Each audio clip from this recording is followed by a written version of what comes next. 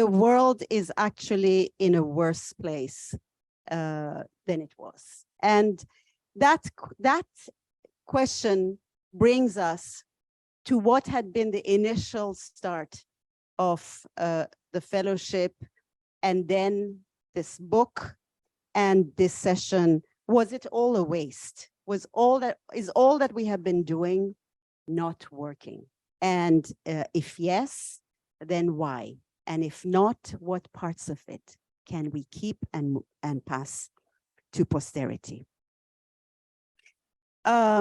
Maybe one point that is really important, and I have spoken about this with two of my best advisors from Afghanistan, both Sukut and Najib Saburi, is that maybe we have not shared well enough the story of the fellowship. We have not yet managed to extract some of the universal lessons that many others can use and can apply. And maybe that can be a starting point for this session. But I think this session is going to be so important for all of us, because we'd like to take the seeds that you have all planted and see if they can grow into more robust trees. Session 1 and 2 will focus on the fellowship and on the book, and Humaira will be moderating.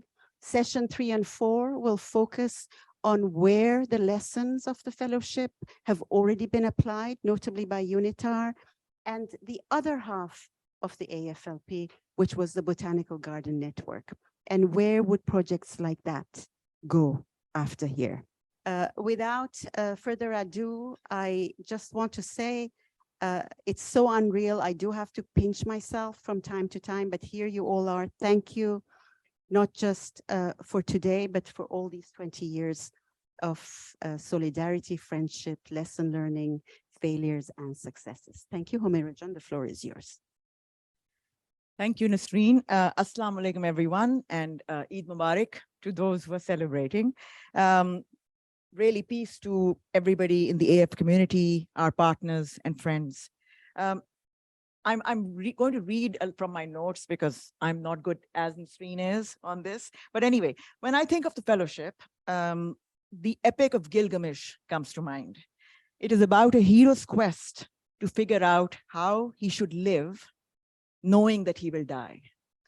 Without being too dramatic, if all development initiatives were undertaken with this assumption that this is the one chance to make meaningful impact, maybe we would have only good stories to tell. For the Afghan fellowship, although the macro outcomes were not in our control, one thing which stood out was the urgency and intensity felt by all involved to make it count. As you read this book, you will see, I'm not assuming that everybody's already read it, you will see in all stories that the narrative flows from this overlying objective. You know, everybody felt that there was an urgency before the world looks away to make the most of this time. The essays in this book talk of personal and environmental challenges. They talk about personal life-changing journeys. We all talked about them in our stories. People are going to talk about it in this session. The effort to make a difference in individual spheres of influence. In this program, we always emphasized the individual spheres of influence. Do what you can and stop worrying about what's not in your control, because if you are not focused on what you can do, you'll waste that moment as well. And then lastly, there were often many failures through this journey, and there were obstacles that were actually overcome. However, the narrative that seems to be especially interwoven through our stories is the satisfaction from mutual human interaction, the connections, the empathy.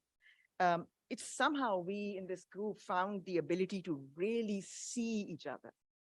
And then even more importantly, see ourselves in each other, because I think that's when empathy happens.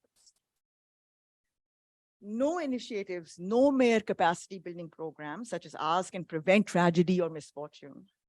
But the stories in this book demonstrate that mutual respect, empathy, and community ownership of outcomes does survive the great global games. and continues to resonate in the individual lives of the community. On behalf of Nassrine and I want to thank our fellowship community members for allowing us to be the caretakers of their stories. It has been a privilege.